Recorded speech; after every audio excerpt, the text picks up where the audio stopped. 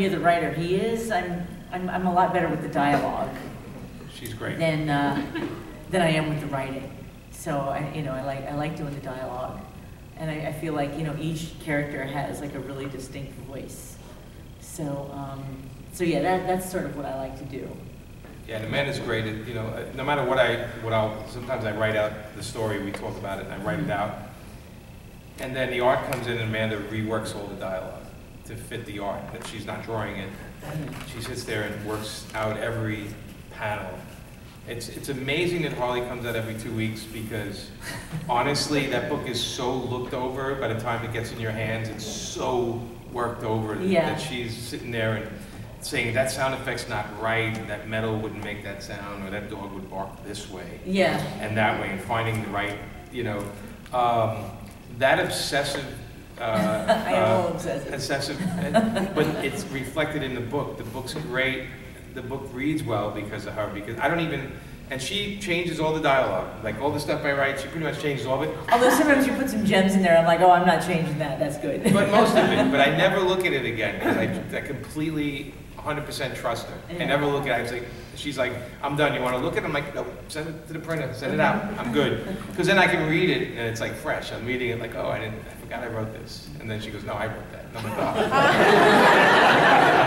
That's a good line. That's a good one, But she definitely has the voice down. And dialogue's very, very important in the book, because, if a character doesn't sound right, we just dismiss the whole comic. That's not what Superman sounds like. That's not what Batman sounds like. It's like a silly thing, but it's like watching a James Bond movie, and it's, for me, when it was Roger Moore after Connery, I was like, that's not James Bond. That's some other guy. That's some English guy. That's the Saint. That's not James Bond. Anyway, so if it doesn't match up, then the book's out the window, and then people don't buy the book. It's really funny, because you can see it when the teams aren't right on a book. You start to see the sales go like that, and I always say that's because they didn't nail. They didn't get the right person. A certain person's voice, or a certain comic book character's personality. Down. I mean, years ago, when Marvel was in trouble, Joe Quesada and I did Marvel Knights, and we kind of went in and reworked 4 characters. Daredevil, Inhumans, Black Panther, and Punisher. And the whole people were like, how'd you guys do that? And I said, we just put the right writer and the right artist on each book. Because they weren't doing that for their other books. They were just getting it out. They didn't really care who was saying what, who was writing that. And I said it wasn't any big mystery. It's just that we took the time to know the talent and then understand the characters and then match them up. And that's all you do. You try to match the right talent to the right characters. Yeah. And like DC never thought Harley was going to do that well. When they gave us the book, they just was like, well, we'll see what happens. They never thought it would really sell or still be around, or what happened, which it just became a giant monster. Nobody saw it coming, but Dan says, he says, well, you and Amanda were right for this. Chad Hardin was right for it. John Timms was right. It's like all the right people on the book, and I'm like, yeah, that's that's how you're supposed to do it. Yeah. But it's not always done like that. So. Yeah. Matching teams. Matching teams is important. Yeah. Right people. Yes. Yeah. There's no okay. No. It's coming up that they weren't expecting Harley to do all that well when they gave you the book. I've noticed before Harley kind of exploded, you guys seem to do like almost B-list characters beforehand, like Power Girl and the Zardoz. Well, that's the thing. The funny thing about Power Girl is they talked me into doing Power Girl before we had the Power Girl series. I was doing the JSA Classified book, and I had this one guy that I used to see at all these conventions in Canada, and he's like, you gotta do Power Girl, you gotta do Power Girl, you gotta do Power Girl, that's it, she's my girl, you gotta do Power Girl. I'm like, maybe one day I will, And every once in a while I would have different fans come up to me and say, you gotta do Power Girl. And then one day, Steve Wacker, who was editor of DC, said, listen, I want you on this 4-issue miniseries. It's about Power Girl. And I was like, I don't know. I don't really know if I want to do that character. And like, what does she do? Yeah, I don't know a lot about her. And he said to me, think of her as the pro's more well-adjusted sister. So I don't know if anybody knows who the pro is, but she's like superhero hooker, right? So when you think about it that way, I'm like, behind that. So I said yes to that, and I worked on this character. I'm like, I really like her a lot. I like this character. So she started to grow on me, and then Jimmy and Justin got asked to do a series, you know, like a Power Girl series. And you had an artist on it. We did, and then he... And the artist got snatched. Somebody else, somebody else took him because they thought it was a more important book. They gave us the book thinking, as always with me, nobody's going to buy it anyway, but here, do it. Here, so this is the study of my career. It's always been like, nobody wants this character. Jonah Heck, you do it. You do it. Nobody's going to buy it. You know, that's always been it. So they gave us Power Girl, and we had an artist, and they stole our artist. They said, no, we're going to put him on a better book. And I felt so bad because Jimmy was so frustrated. Yeah. And I said to Jimmy, I'm like, you know what? I'm not fast, but tell Dan I'll do the book for 6 issues. And turned it to 12. And I was like, this is so fun. I'm loving this so much. Well, once we had Amanda on, we wrote it for Amanda. Yeah. Right? So the sensibilities of Power Girl, because I always looked at Power Girl as, you know, I didn't know who Power Girl was, because it was always this big physical woman, and I didn't know the origin, and so I'm reading about it. And that's the thing, she had like 9 different origins or something like that, so she didn't even know who she was. No, and when we got her, I said, you know, I'm Power Girl, I'm stuck here in, you know, Metropolis or whatever it is. She was in New York. Well, we put her in New York, but you know, but I'm like, why would I care about this character? Like, beyond the look of the character, why would I care about her? And then then we talked about the cat, and then we talked about maybe she has a job where, you know, and then the secret identity, then we talked about her neighbors, and we talked about Tara, like how much fun would it be to introduce Tara. And once we started finding the personality, then we started writing, then we knew what Amanda wanted to draw, which is just craziness and fun. So we custom wrote it for her, not for the audience, not for DC. Because you have to kind of do that in a way. You have to kind of say, all right, if she's going to be happy on it, it's going to look 10 times better. So we wrote it, and you know, at first people, you know, a lot of people got down on it because, you know, they said, oh look, she's so busty. She's like, you know. She's always been busty. Yeah, she's always busty. But they were like, it's not like I introduced anything new. Right, but they were like, you know, this is like, you know, exploiting women and this and that. And I'd say, you know what, read the book before you say that. Read it, because it's not really about that. We've discovered that a lot of people who condemn books don't read them. Yes, they spend a lot of time. Even Harley Quinn. I mean, you know, this is a great Twitter post the other day. I told them, so they put a picture of Starfire #1, Amanda's cover, which she's on the beat, you know, with the little power thing. Beautiful cover, the purplish cover it was. And they put it on, and this guy wrote, once again, men sexualizing comic book characters. And there's 1,000 people going, dude, that is drawn by Amanda Conner. And I'm pretty sure Amanda Conner is a woman. And then the posts keep going down, and it's pictures of Amanda waving, and they go, that is Amanda Conner. That is a woman. That woman drew that picture. Get your information right, buddy. You know, somebody was trying to get all like self-righteous, like, look what they're destroying these characters, and it was like, and one guy's like, it says her name on the art, dude. It's right there, Amanda Conner. You know, and we were laughing and we're reading it. People are like, get a life, dude. You know, but anyway, but we even had it with Harley, like, you know, we had, I don't know if you guys remember with the Zero book, and they said they were like, we were sexualizing suicide. Yeah, we were right? promoting sexy suicide, and we were like, well, what? No, yeah, we're not. We were at a con, and we came back, and there's a million emails, and it's this news story on on a couple of sites, and then there was what was that? The .org. They were like. I don't remember, but somebody was petitioning. Yeah, they were petitioning to kick us out of comics, and we're like, we came back from the con. Yeah, that book, and we came back from the con. We're like, what? Like, what happened? What did we do? What did we do? And they're like, the whole article, the Mary Sue was like, you know, the sexualizing suicide. And we're like, oh my God, what are they talking about? And we're looking at the script, and we realized it was the page where it was the tryout page, so we could try out a new artist on the book. So we had a scene where Harley's in a bathtub. You know, she's naked in a bathtub. Okay, that's what happens when you go to the bathtub. But you know, you're supposed to, like, you know, cover it with bubbles and rubber there's ducks no nudity in and comics. Soap and you know, and like she was threatening to, like, she had like, and in my head she was supposed to have like big scissors with a bunch of appliances like hanging over her. you know. And basically what it was supposed to be was a play on the name Suicide Squad. And that's all it was. Yeah, I think she had a scissor, and she was going to cut it, and she goes, "You don't really think I'm going to do this?" And that was the battle, right?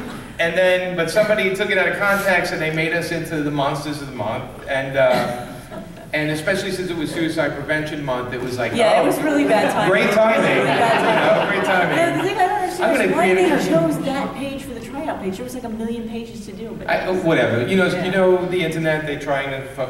So anyway, we got back Monday, and I wrote.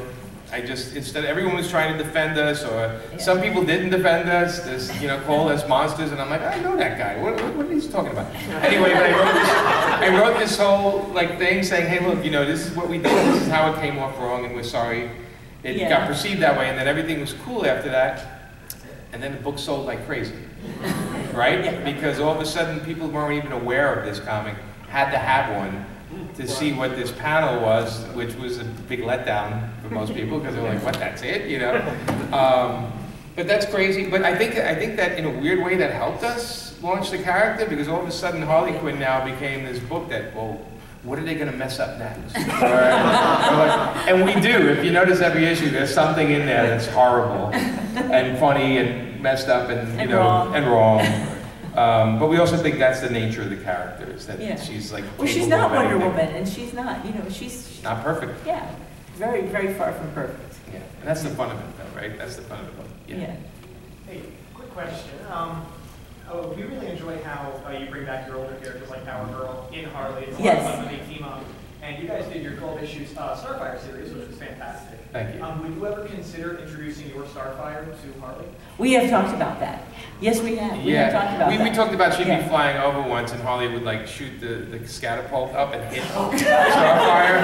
And that looks that little guy that she has, the Silky. Yeah, Silky would go flying out to its death, and and Harley would be like, "Oh my God, what did I do?" And it's like they play off each other so well. Oh, they would. They totally would. They absolutely would. We're really lazy, and we keep bringing back our own characters in our books. Yeah. We're absolutely in love with Power Girl, so we always want to work on Power Girl, even if we're not doing the Power Girl comic book. So, and Atlee, and we have a giant egg as a character, right? So, we do this, there's a lot of weirdness going on, but we always said, no matter what goes on in DC, we're going to create our own little universe in this book. Well, Eggy is actually, I don't know if you guys remember Egg Foo, he was a villain. And when you read those old comics, you're like, boy, is this wrong? It's racist, most racist egg.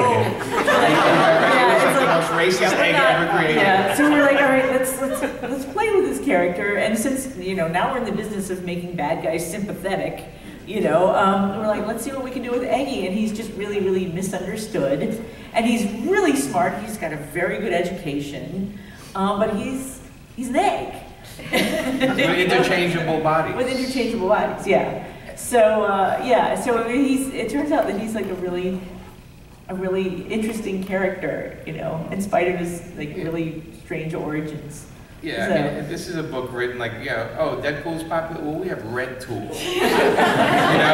Red Tool is better. Everybody always said would not Red Tool, Deadpool and Harley be such a great couple, right? They're such a, they would be a really good couple, and people are always talking about it.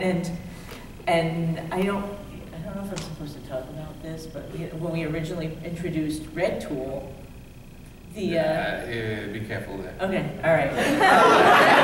There was supposed to be, a Marvel equivalent, but anyway. we have, our friends work at Marvel, and we were thinking, well, we'll do Red Tool, maybe they'll do a Harley ripoff, just for fun. Anyway, it didn't happen, but we didn't care. We were all in, so Red Tool happened, and then when we started writing him, we started realizing, well, he's a lot more complicated than just that. And we had this crazy backstory that we said, well, one day we'll unleash it, which we did recently. And, but we were laughing. I'm saying, he's actually more interesting in one respect. And I wrote Deadpool for a year at Marvel, so I was like, it's easy to write. Yeah, it's easy to write, but it's not exactly. He doesn't wisecrack like Deadpool. Everything's not a wisecrack. But Red Tool kind of earned a place with us. We like their relationship because he's in love with her. He's smitten with her, and she likes him, you know, and he's fun to hang out with, but he's absolutely smitten with her. Yeah. Like a lot of people are. Yeah, so. Yeah.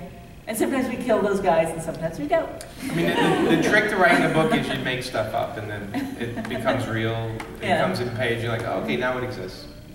You know, even the catapult itself was something that DC was like, you doing what? And I'm like, well, it's this catapult that shoots animal feces in the air. And I'm like, why? So, for those of you who don't know, Harley rescued an entire, like, pound's worth of animals. Harley and Ivy helped her. Right. And so, okay, now Harley has all these animals. What does she do with them? You know, so she lives in this big building, so the 3rd floor is dedicated to all these animals.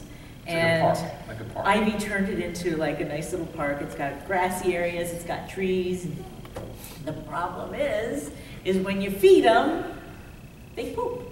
So you've got this 3rd floor, you know, full of poop, and Harley didn't know what to do with it. So she had Tony design a giant catapult so that they could like load it up with bags of poop and just launch it into the Atlantic. And aim it at But things. yeah, but then they discovered, you know, you can just, you know, it's like, oh, look. And we had them aim it at DC Comics. Yeah, they hit when Dan DiDio, and it's a panels, if you haven't seen it, it's panels of Dan DiDio and Jim Lee pitching the editors. And Chris, like our a new editor. 52 type thing.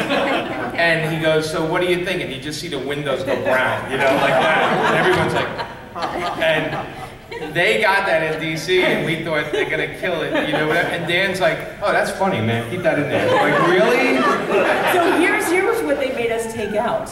When Chad, our esteemed artist, who is amazing, they didn't like the poops that were too close to the camera, like too close up. You know, Too focused. They didn't want a brown wave If it was stuff. if it was like background poops, it was okay, and if it was in bags, it was exploding, it was okay. But the ones that were in the foreground, The detailed ones. yeah, it's like, you can see the corn in it. You know, It's like the Hollywood rendering of the turd of the turd. And they don't like that. They're like, you have to take that turd out of you have to there. take it out. That turd has to come out. So they're like, that's what you want to change? Okay. That's the note we're getting? Take that turd out? Okay, whatever.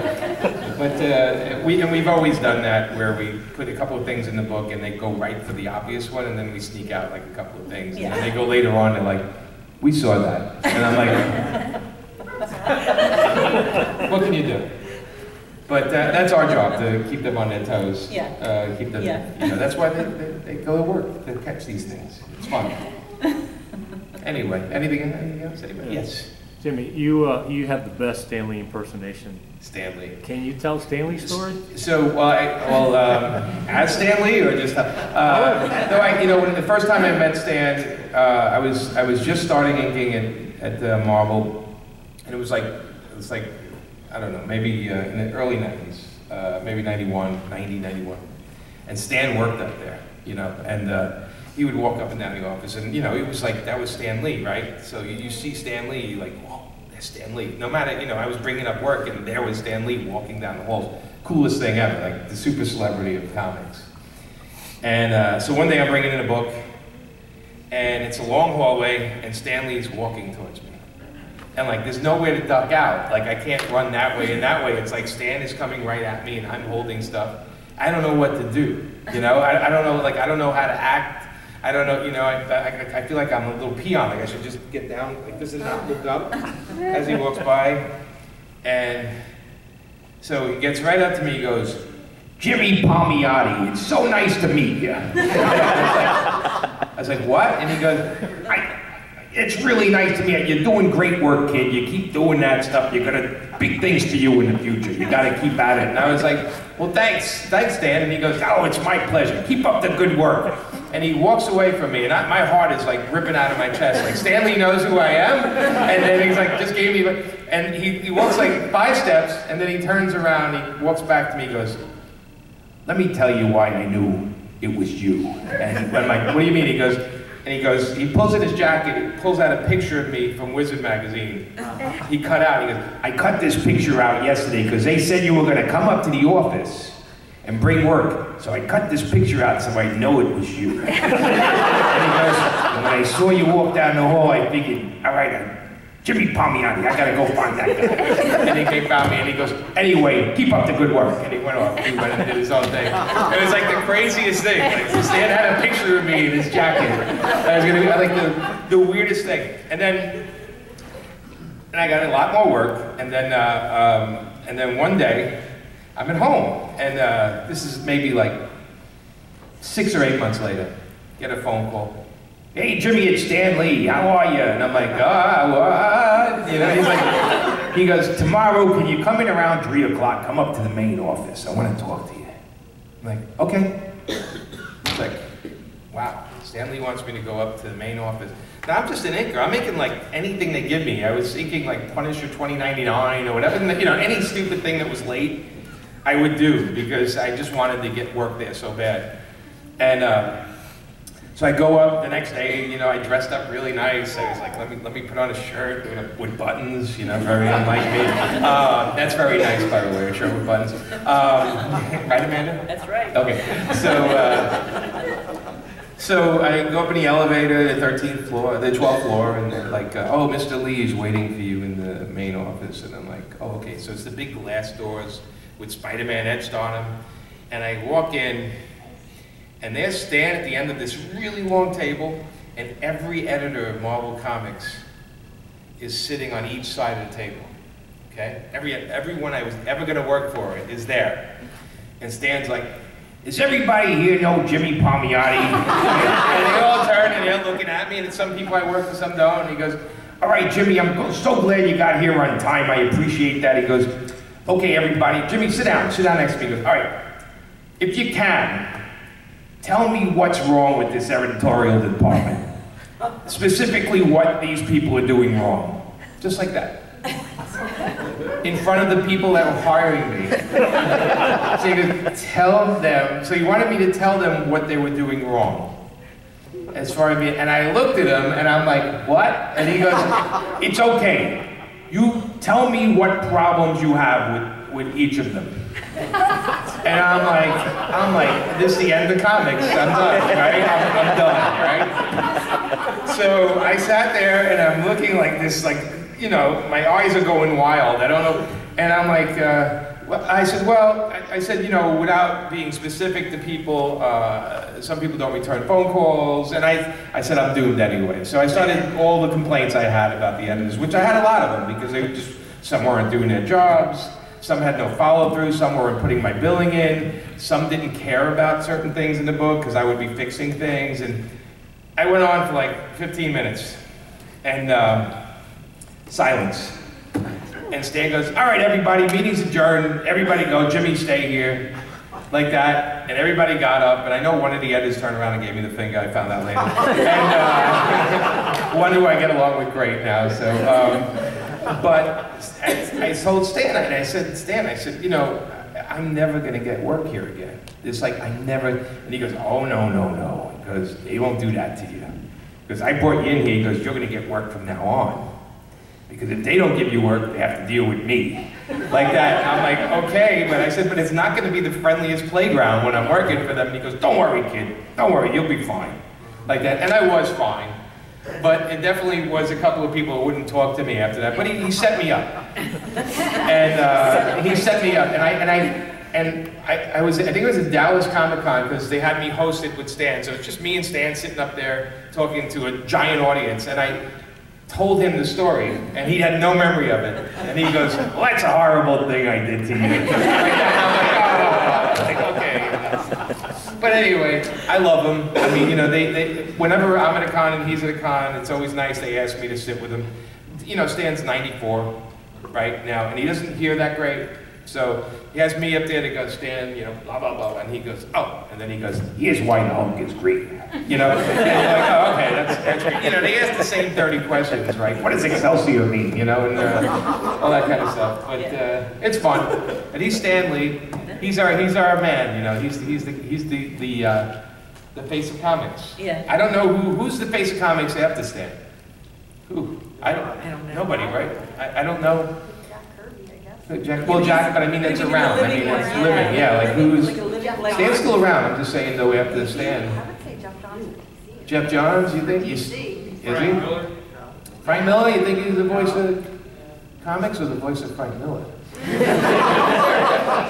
there is a difference, right? I mean, you know, it's interesting because we always talk about that, like those are big shoes to fill, you know, and plus because Stan's the guy who created this stuff, and then he also sold it, and he's also a business guy, and they shot all this stuff. I don't know if you guys know, in the past year, they shot a ton of clips of Stan doing different things. So even when he's gone one day, they can still put him into the Marvel movies. See, that's good. So how cool is that, you know? So we'll be seeing Stan, you know, I may be dead, but I'm having a great time here. Right in the event. I don't know what they have. I would love to write those things for him, you know?